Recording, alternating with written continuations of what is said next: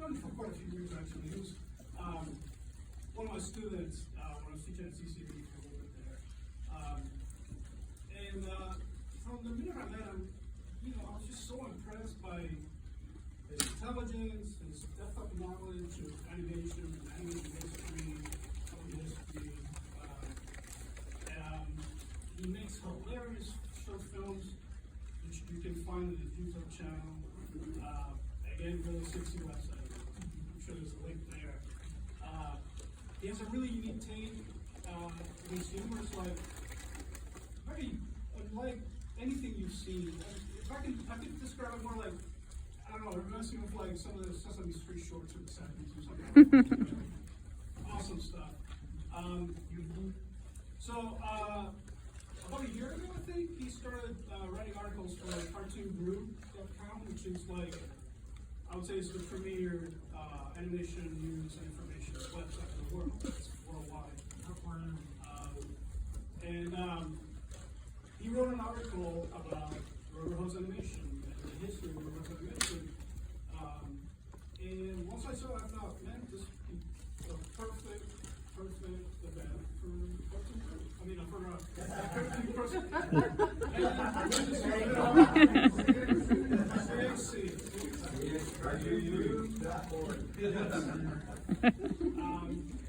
and he's local, so we're promoting local cartoons. It's part of the mission of the festival. Anyway, without further ado, here's Vincent Alexander. He's going to do an intro and take it away.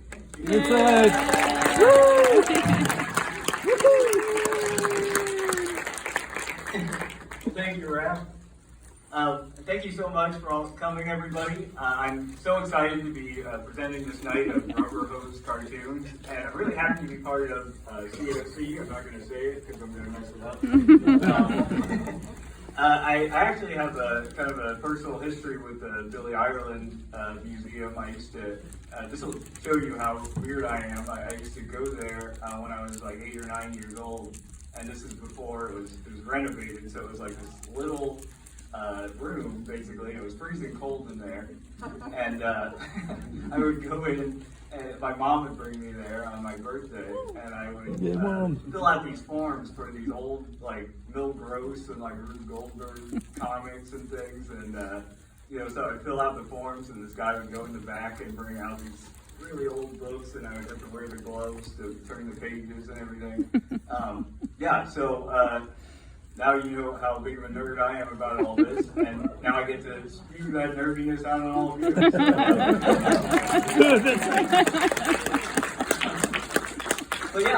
So I've got 8 Rubber Hose cartoons for you here. These are all from 1929 to 1934. In case you don't know, Rubber Hose is a style that kind of flourished in animation in the early sound era. These cartoons are really known for having a lot of squash and stretch. The characters' limbs are all noodly and everything. There's a lot of motifs that people associate with cartoons of this era, like the Mickey Mouse gloves and those eyes that kind of look like pies that have like a slice cut out of them. But the main attribute of these cartoons is this sort of bouncy elasticity, which is one of the things I love about them. This style kind of went out of favor a little bit in the mid-30s, with Disney kind of leading the industry a little more towards believable animation to some extent. But it's definitely made a big comeback in recent years with, if any of you know the video game Cuphead or the Netflix show. They're definitely very inspired by Rubber Hose animation. But you can see the influence of these cartoons in lots of stuff, from like the SpongeBob show with the kind of whimsical humor to like the Tim Burton movies. They really influence a lot of things. I absolutely love these cartoons. Whenever I'm doing a film or anything like that, I will look to these for inspiration because they are 100% cartoons. They aren't believable in any way. The characters are always pulling their limbs off or their heads off, or inanimate objects come alive to say something. A character's face will turn into a frying pan for no reason. I love seeing this stuff, and and it's really great to be able to screen them for you guys.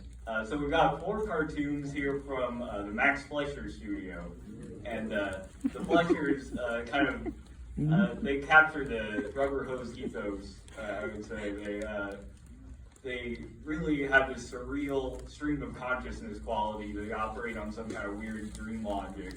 And part of the reason for that is the supervising director of those cartoons, Dave Fleischer, had sort of a theory about making cartoons that every individual shot should have some kind of joke or comic business. So he would tell the animators, he would flip through their drawings and ask, where's the gag, if he didn't see one. So they were basically coming up with jokes on the fly as they're animating these things. But the Fleischer's big star in the early 30s was Betty Boop. And the Betty Boop cartoons from 1930 to 1934 are just amazing. They're really so good. And they kind of got tamed a little bit in 1934 because of the production code was enforced. And so if you don't know the production code, it was also called the Hayes Code after a guy named Will Hayes. But all the studios actually willingly went along with these rules because they were afraid of government interference. They thought the government might try to censor these movies and films because there was a lot of public outcry about smut in the movies at that time. So all movies from 1934 up through the late 60s had to get a seal from the production code. And this only eventually got replaced by the MPAA rating system in 1968. Anyway, the head censor there, Joseph Breen, did not like Betty Boop. He thought she was too risque.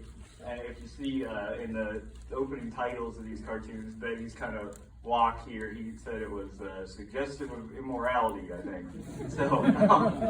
So after the code was enforced, Betty's skirt got lengthened a lot, and she kind of stopped doing these really surreal cartoons. They kind of had her more as the master of the sort of cute puppy named Pudgy. So they kind of got a lot tamer, and most of the staff that worked on the Betty Boop cartoons was kind of moved over to the Popeye series.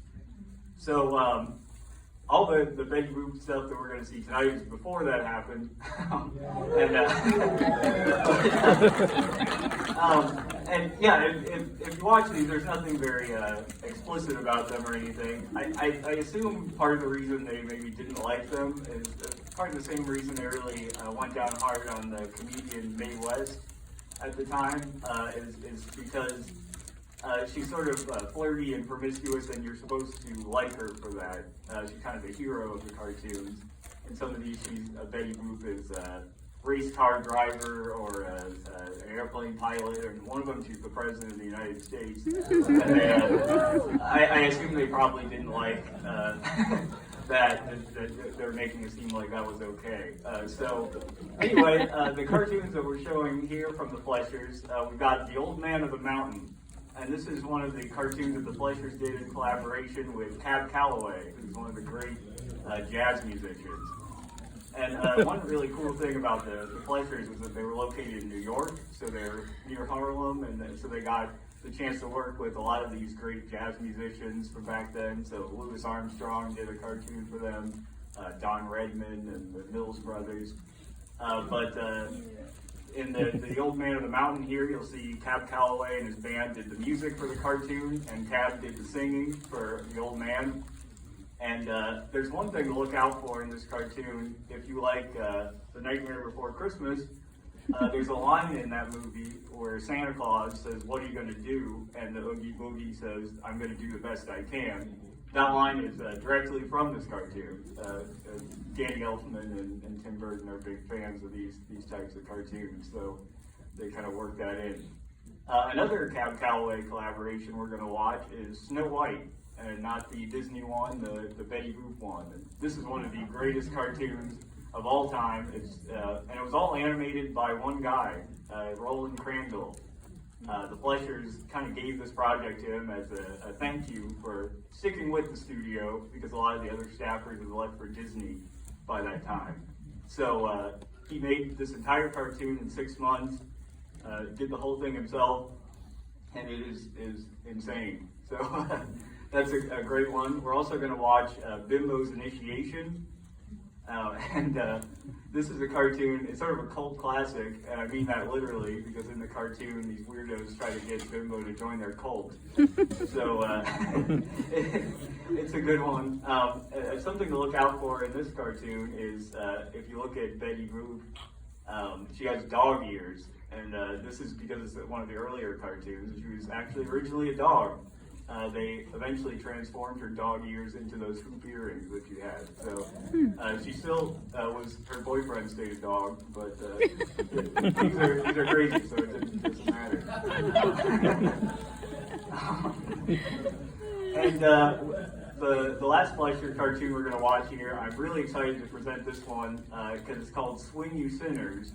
And this is actually a brand new restoration of this cartoon. It's not been released anywhere, so it's really exciting that we get to screen it. The guys from Rockin' Pins sent me a copy of this, and it really looks better than it ever has. It's an amazing cartoon, but now you can see it, and you can even see, the lining on Bimbo's outer lining is a different shade of black than the fur, which you could never even see before. So it really looks beautiful, and you can see this terrifying cartoon in all its glory. This thing is genuinely scary. But we also have some other studios that are going to be represented here. We've got an early Disney cartoon. It's one of the very first with Mickey Mouse. And now Disney made a big splash with Steamboat Willie as the first cartoon to very successfully combine animation and synchronized sound. This cartoon that we're going to see, The Carnival Kid, is the first cartoon where Mickey actually talks. And if you listen to it, it doesn't sound like you expect Mickey to sound. No one really knows who did the voice here, but it's definitely not Walt. It was probably just an artist on staff, but listen for his very strange voice in this. But we've also got a cartoon from the Walter Lamp Studio called Spooks. And this is a cartoon starring Oswald the Lucky Rabbit. And it's animated by Bill Nolan, who I think is extremely underrated.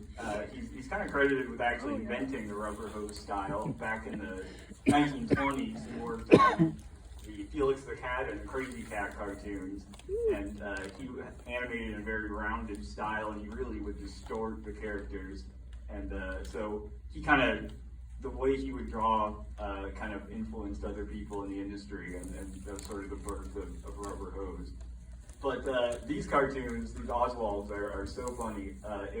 If the Fleischer cartoons are the most surreal cartoons of this period, then these are almost approaching like Dadaism or something. It's like they're almost trying to test the audience with the sort of aggressive weirdness. All their lines are like these weird non sequiturs. And I think this cartoon has the best ending in film history, so watch out for that. Another cartoon we're going to watch is from the Van Buren studio, and they were kind of considered the cheap studio at the time. They're very low budget, so they're very crudely drawn, but what they lack in production values, they make up for in strangeness. And you'll see in this cartoon, it's starring a character named Milton Mouse. It's not Mickey Mouse, it's Milton Mouse, but he looks pretty much like Mickey Mouse. And Walt Disney thought so too, and he sued them actually for this. And Walt actually didn't want any money for them. He just said, please stop making these. People are going to think this is me, and it's going to ruin my reputation. So, and that gives you an idea of what it's like. But it's really funny. And the last cartoon I'm going to mention here is a cartoon by Ub Iwerks, who worked for Disney. He co-created Mickey Mouse with Walt, and he then went off on his own and started his own studio. This is our only color cartoon that we're watching here. It's an early color short in 2 colors Cinecolor, which means that all the colors are some variation of red or blue. But it's very early color film, and The thing that's interesting about Of Iwerks cartoons is I feel like they're kind of the rowdiest of this period. They all have sort of a vulgar sense of humor. They're very anti-authority. And this one is just sort of, Of Iwerks Venom is kind of directed towards prohibition here, which is was going strong in the early 30s with the ban on alcohol. So there's a character here that represents prohibition. And the cartoon's called Hell's Fire. And there's the scene at the end where there's an emblem of an eagle, and that's supposed to represent the National Recovery Act, which was President Roosevelt's attempt to end the Depression. So they kind of have the eagle kill the prohibition. So, anyway, there's a lot of great stuff here. I'm really excited to present all of these cartoons. And I also threw in, at the very beginning, one of my own cartoons, just a very quick 30-second thing, just to kind of show you how I sort of incorporate the surreal kind of dismemberment gags from these 30s cartoons. So yeah, that's my whole spiel here. So yeah, if we can get started with this, I'm very excited. I think you're going to enjoy these cartoons. They're very strange, very funny. So yeah, thank you very much, and enjoy Rubber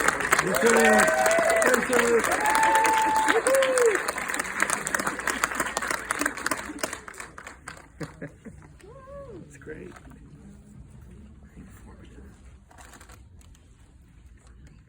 Awesome, Vincent.